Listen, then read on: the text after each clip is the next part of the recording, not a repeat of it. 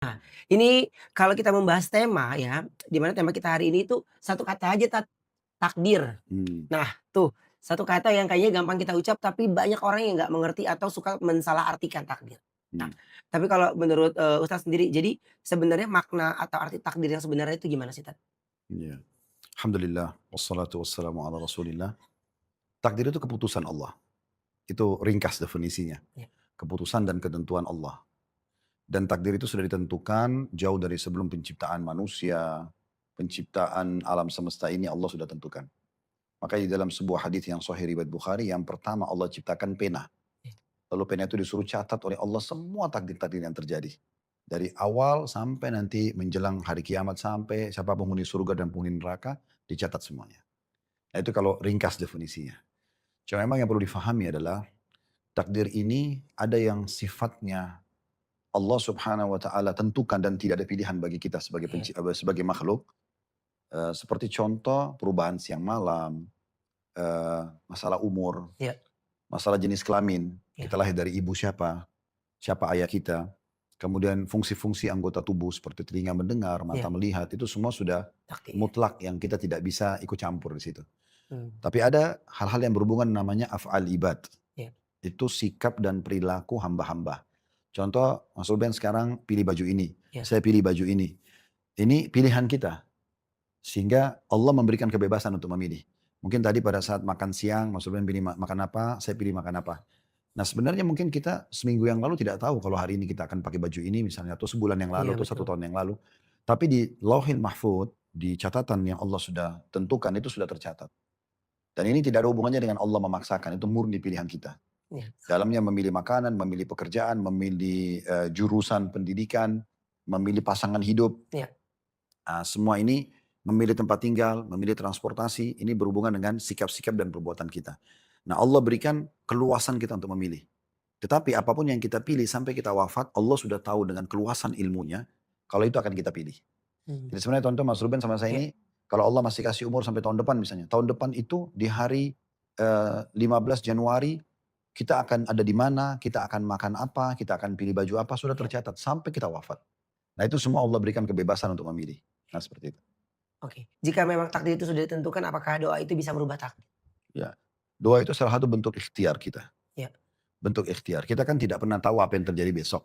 ya, Maka kita berdoa agar kita mendapatkan kebaikan. ya, Nah seperti itulah. Doa kita sendiri masuk dalam takdir. Artinya doa yang kita sampaikan Allah sudah tahu kita akan panjatkan di saat itu. Misal kita minta agar diluaskan rezeki, ya, dipanjangkan umur. Dan Allah sudah catat sebagai keputusannya Allah. Kalau ini orang akan minta doa di umur segini, dia akan minta ini. Dan Allah terima atau tidak terima. Nah itu semua masuk dalam kategori takdir. berarti ada masanya kita udah berdoa, udah berusaha tapi, ya kadang berhasil, ada yang tidak Ya. gitu ya. Tapi apakah, arti, apakah itu berarti belum waktunya? Memang takdir Allah datang untuk kita gitu? Betul. Jadi doa itu diusahakan kalau dalam ajaran Islam untuk selalu dipanjatkan dengan tidak berhenti sampai mendapatkan Ya, targetnya. Kalau betul-betul sudah maksimal dan kita belum mendapatkan targetnya, berarti kita bersangka baik Allah sedang memilihkan yang lebih baik. Tetapi umumnya doa itu kalau sudah dipanjatkan agar asal orang itu bersabar aja, ya, maka dia akan lihat hasilnya. Makanya dalam sebuah hadis kata Nabi SAW, hadis yang sahih, yustajabu li ahadikum malam ya'jal. Pasti diterima doa seseorang dari kalian selama dia tidak tergesa-gesa. Sahabat menanyakan, wa mal isti'jal? Apa ciri-cirinya orang yang buru-buru? Lalu Nabi bilang, yaqulu da'utu wa lam yustajabu li fatarakat doa. Dia bilang, saya sudah berdoa, saya sudah mohon, tapi belum lihat hasil, lalu dia berhenti berdoa. Mungkin tinggal sehari lagi dia berdoa, mungkin tinggal sepekan lagi dia berdoa. Dia harusnya bersabar. Jadi semua garis start ada finish. Cuman orang kadang-kadang sebelum sampai garis finish sudah berhenti duluan. Nah gitu. ya, Makanya dia harus bersabar. Asal memang tentunya juga ada syarat-syarat doa ya. Seperti ketulusan atau ikhlas. Seperti juga dia pada saat berdoa itu tidak meminta sesuatu yang haram. Allah haramkan lalu dia minta misalnya. Dia juga apa namanya tidak berbaur dengan pendapatan, pakaian dan makanan haram. Dan dalam sebuah hadis yang sahih kata Nabi SAW ada orang yang rambutnya acak-acakan, pakaiannya kotor, tidak punya alas kaki tapi dia bilang ya Allah, maksudnya dia minta ya. bagaimana Allah berikan sementara makanan, minuman dan pakaiannya haram. Nah ini semua ada penghalang-penghalang. Jadi selama penghalang itu dihilangkan sama dia, kemudian dia terus bersabar dalam berdoa, dia akan lihat hasilnya. Oh. Ya. Iya iya iya. Tapi gini, kira-kira ada nggak sih tanda-tanda bahwa kita sedang diuji dengan takdir gitu? Kita nggak bahasakan diuji dengan takdir. Iya Tapi dalam kehidupan ini ada sistem yang Allah buat berpasang-pasangan mas.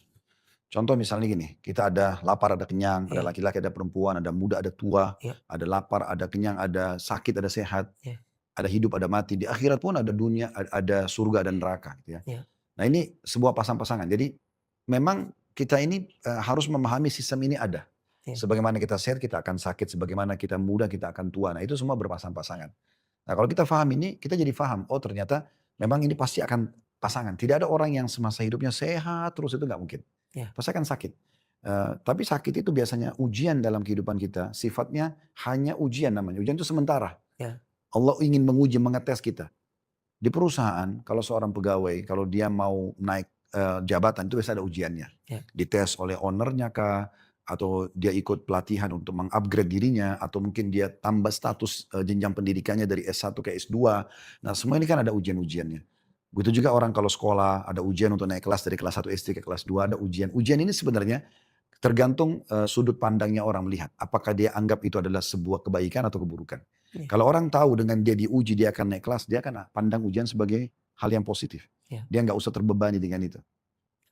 Tapi aku yakin juga nih Tat, misalnya gini, ini mungkin yang lagi nonton juga ya, gimana caranya mungkin, kita bisa menerima takdir, sepahit apapun itu tapi harus ikhlas gitu? Hmm. Ya pertama dengan keyakinan kepada Iya Allah dulu. Dalam sebuah hadis kata Nabi SAW, Allah tidak akan menguji hamba di atas kemampuannya. iya Jadi kalau kita diuji sesuatu, yakinlah ujian itu memang sebenarnya hampir semua orang merasakan. Seperti kita lapar, semua orang lapar. Kita haus, semua orang haus. Kita sakit kepala, semua orang sakit kepala. Kita pernah iya keselio, semua orang keselio. Kita pernah ditipu orang, semua orang ketipu. Saya kadang-kadang sampai bercanda di pengajian, saya bilang, Bapak Ibu yang ada nggak di sini yang belum pernah ketipu oleh orang? iya. Kalau ada tolong angkat tangan, saya kasih mikrofon silakan sampaikan pengalamannya. Karena itu sebuah Banyak tuh yang tunjuk tangan tuh. enggak, akhirnya mereka nggak ada yang angkat tangan karena mereka tahu bahwasanya pasti akan ada beral dalam hidupnya dari dia kecil sampai dia dewasa ada saja orang yang pernah menipunya. Itu sebuah ujian akan berlalu dalam kehidupan. Sebenarnya itu semacam pelajaran yang sifatnya praktek. Kan ada pelajaran teori, ini sifatnya praktek yang kita bisa lebih pengalaman dalam hal itu. Heeh. Kadang-kadang kalau kita gini nih Tat, misalnya gini ya, ini ngomong kita bahasa sehari-hari, kadang-kadang, "Udah sabar aja, itu pasti, takdir dari Allah adalah yang terbaik." Nah, bagaimana sebenarnya kita, meyakinkan diri kita, "Iya benar ini yang terbaik dari Allah," gitu? Oke, Umar bin Khattab berkata begini, supaya lebih jelas ya. Iya Orang yang sedang diuji itu ada dua. Yang satu sukses dan berhasil, yang satu tidak. Sebagai contoh gini, saya sama Mas Ruben tidur malam sehat. Begitu bangun besok sama-sama sakit flu nih. mhm, Anggap Mas Ruben orang yang menerima takdir, saya tidak iya menerima takdir tersebut. Saya berkeluh kesah, Mas Ruben, ya udah deh, Allah lagi uji saya sebagaimana saya sehat setahun, sekarang saya Allah uji, saya sabar menerima. Kita sama-sama harus melaluinya. Karena takdirnya sudah datang, kejadian sudah terjadi gitu ya. Nah tinggal ada orang yang sukses karena dia menerima sebagai sebuah ujian, toh dia sangka baik dengan Tuhannya, cukup banyak manfaat daripada ujian, di antaranya kita jadi belajar, jadi iya tahu mana buruk, mana baik. Kita jadi tahu mana teman baik, teman buruk. Kita jadi tahu mana investasi baik, investasi yang tidak baik atau buruk. Kita jadi banyak tahu. Ini kalau di kelas biasanya teori, ini praktek lapangannya, iya gitu kan. Kemudian juga ada hadis yang menjelaskan tidak ada seorang muslim kecuali Allah uji dia di dirinya, di hartanya, di keluarganya, sampai dia bertemu Allah tidak ada dosanya. Jadi pembersihan dosa. Ada sebagian derajat di surga yang tidak bisa dijangkau kecuali dengan ujian. Maka kita bisa meraih derajat-derajat tinggi itu. Ya, contohnya banyak sekali yang bisa kita dapat pelajaran dari situ. Jadi kata Umar, orang ada dua. Yang pertama yang menerima keputusan itu, iya sehingga dia dapat pahala, dia tidak bantah keputusan Allah, iya, dia mudah melaluinya, dan mhm, dia akan dapat solusinya. Kalau orang bisa menerimanya, kayak tadi contoh Mas Ruben bangun flu, bisa nerima nih, iya Allah lagi uji saya. Dapat pahala karena keputusan Allah diterima. Yang kedua mudah melalui. iya Karena dan yang ketiga dapat solusinya. Saya posisi tadi saya tidak bisa terima. Saya berkeluh kesah. Toh tetap juga saya harus lalui karena saya sudah flu. Maka saya bisa dapat dosa karena memprotes keputusan Allah. Kemudian saya sulit melaluinya karena penuh dengan keluh kesah. Saya tidak menemukan solusi. Maka yang mana kita pilih pada saat sedang terjadi sebuah ujian? Tentu akan kita pilih yang pertama, yang dimana kita memang pasti akan bisa melaluinya.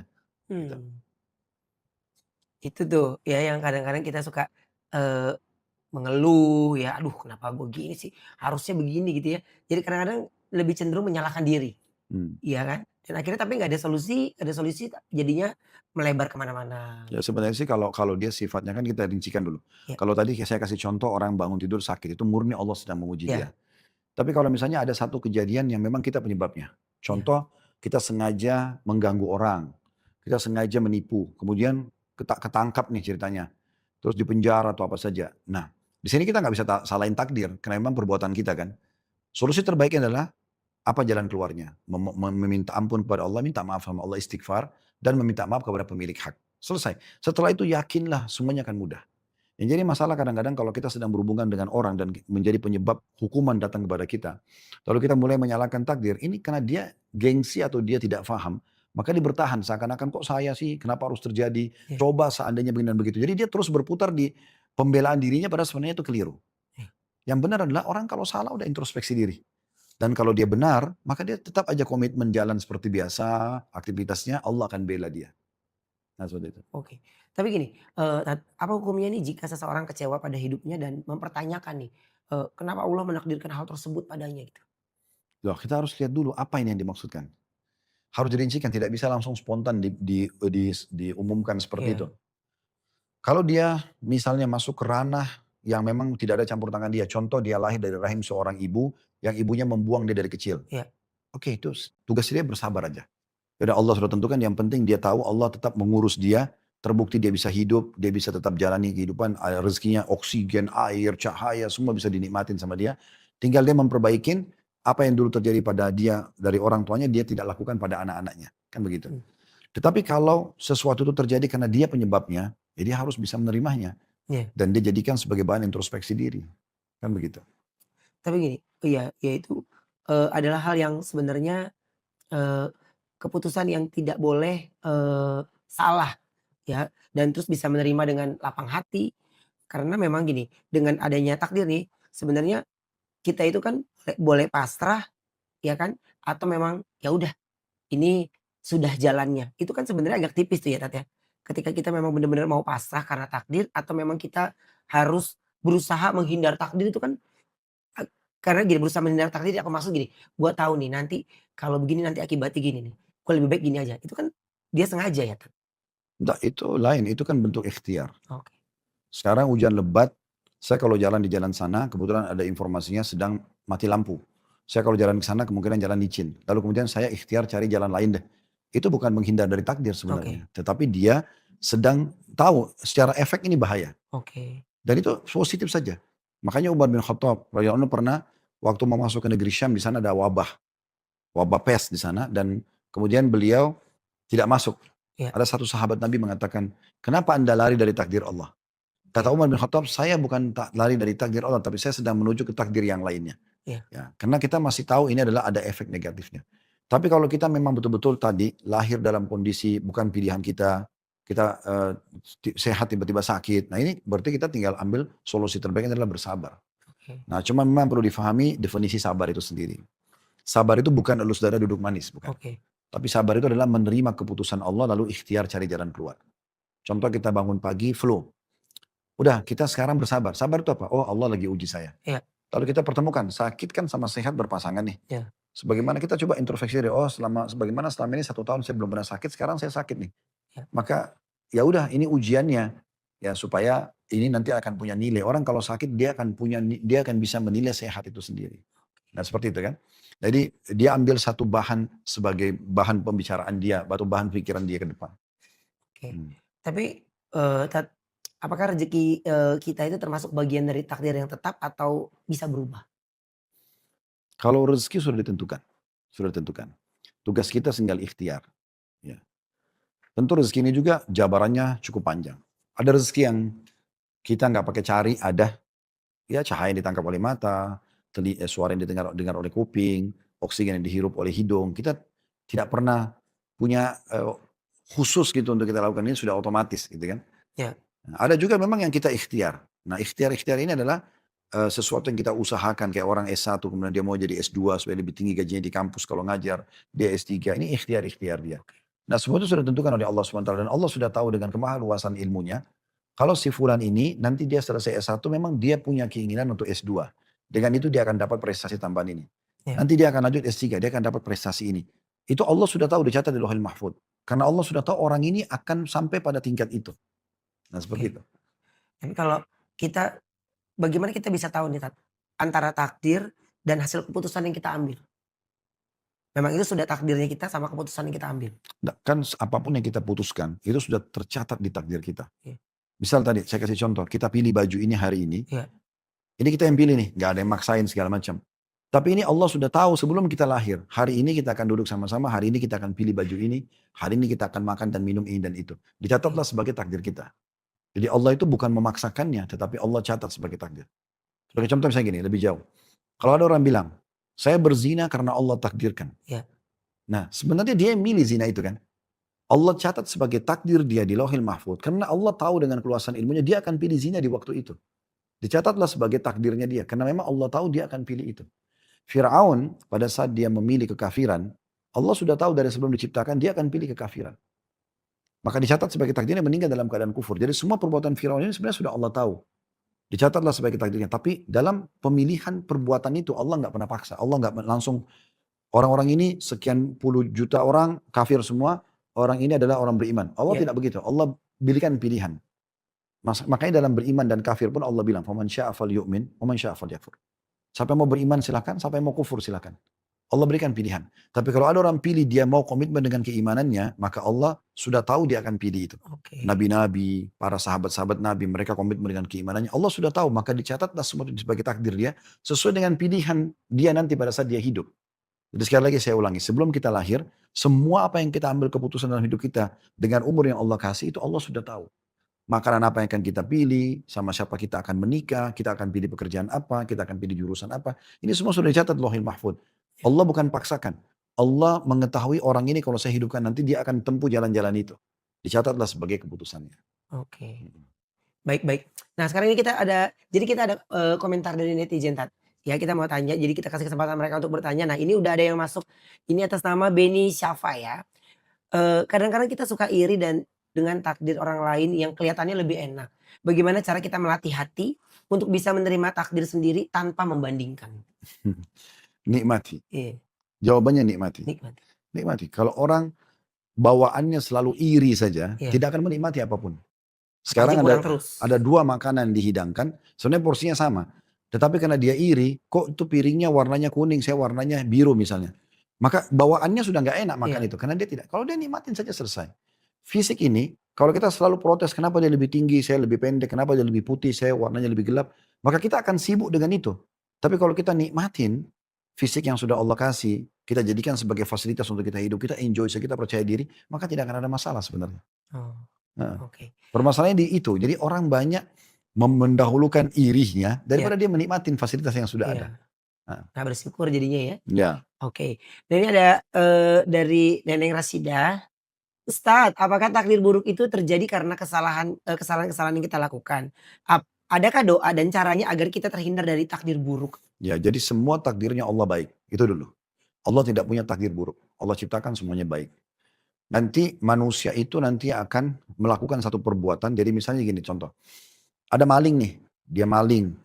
Sebenarnya Allah itu dengan kemahaluasan dan kemaha kasih sayangnya. Allah nggak langsung hukum dia di maling pertamanya. Iya, Umumnya orang itu mencuri tidak ada pencurian pertama langsung ketahuan. Biasanya nanti yang sekian baru ketahuan. Tapi selama itu sinyal Allah datang terus. iya, Agar dia menyesal, agar dia takut gitu kan.